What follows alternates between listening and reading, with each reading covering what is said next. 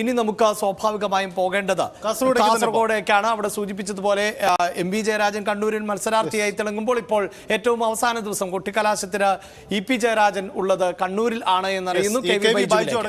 ബൈജു, എന്താണ് ഈ കാസർഗോഡിന്റെ ആവശ്യം, ആവേശം? അവിടെ CPM മണ്ഡലം തിരിച്ചുപിടിക്കാൻ പ്രമുഖ നേതാക്കൾ ലാസ്റ്റ് ദിവസം അവിടെ തമ്പടിക്കുകയാണോ?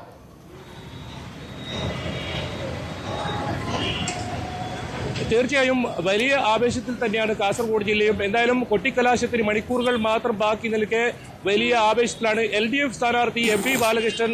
ഒസങ്ങടിയിൽ നിന്നാണ് കൊട്ടിക്കലാശത്തിനുള്ള അവസാനവട്ട പ്രചരണ യാത്ര ആരംഭിച്ചത്. ഏതായാലും ഇപ്പോൾ ഇ.പി. ജയരാജൻ തന്നെയാണ് കാസർഗോഡ് ജില്ലയിൽ എത്തിയിട്ടുള്ളത്. അദ്ദേഹം ഇപ്പോൾ MP ബാലകൃഷ്ണൻ മാസ്റ്ററുടെ കാസർഗോഡ് ബസ് സ്റ്റാൻഡിലെ സ്വീകരണ കേന്ദ്രത്തിലാണ് ഇപ്പോൾ അദ്ദേഹം ഉള്ളത്. എന്തായാലും അദ്ദേഹത്തോട് തന്നെ അവസാനവട്ട ഒരുക്കങ്ങളെ കുറിച്ച് നമുക്ക് എന്തായാലും ചോദിക്കാം. ജയരാജേട്ടാ, എങ്ങനെയുണ്ട് അവസാനവട്ട ഒരുക്കങ്ങളൊക്കെ?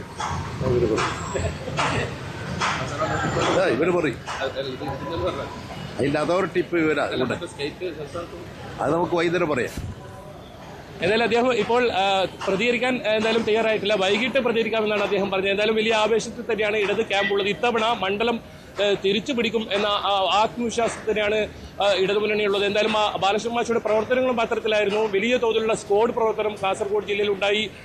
അതുമാത്രമല്ല, പൗരത്വ ഭേദഗതി ബില്ലിനെതിരെ വലിയ തോതിലുള്ള ശക്തമായ പ്രക്ഷോഭ പരിപാടികളും കാസർഗോഡ് ജില്ലയിലുണ്ടായി.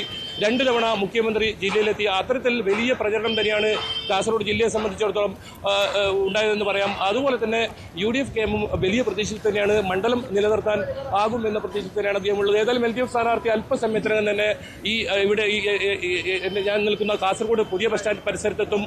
BJPയുടെ പരിപാടിയാണെങ്കിൽ ഹൊസങ്കടിയിലാണ്. ഹൊസങ്കടിയിൽ നിന്നും ആരംഭിച്ച് കാസർഗോഡ് പ്രസ് ക്ലബ് ജംഗ്ഷനിലാണ് അവരുടെ പരിപാടി സമാപനം. കസബ കടപ്പുറത്ത് നിന്നും റോഡ് ഷോ ആരംഭിക്കും. 3 മണിക്ക് റോഡ് ഷോ ആരംഭിക്കും. അതിനുശേഷം വൈകിട്ട് 5 മണിയോടുകൂടി പ്രസ് ക്ലബ് ജംഗ്ഷനിൽ സമാപിക്കും. എന്തായാലും LDFന്റെ കൊട്ടിക്കലാശം പയ്യന്നൂരിലാണ്. UDFന്റേതാകട്ടെ കാസർഗോഡ് കടനാടിൽ നിന്നും 3 മണിക്ക് ആരംഭിച്ച് പഴയ ബസ് സ്റ്റാൻഡിലാണ് സമാപനം എന്നുണ്ടാവുക. എന്തായാലും വലിയ ആവേശത്തിൽ തന്നെയാണ് പ്രവർത്തനമുള്ളത്. കഴിഞ്ഞ 1.5 മാസത്തോളമായി ഉള്ള തെരഞ്ഞെടുപ്പ് പ്രചരണത്തിനൊക്കെ അവസാനം മണിക്കൂറിലേക്ക് കടക്കുന്നു. കൊടും ചൂടായിരുന്നു കഴിഞ്ഞ ദിവസങ്ങളിലെല്ലാം. ഈ കൊടും ചൂടിനെല്ലാം വകവയ്ക്കാതെ അത്തരത്തിൽ വലിയ തെരഞ്ഞെടുപ്പ് പ്രചരണമായിരുന്നു ഉണ്ടായിരുന്നത്.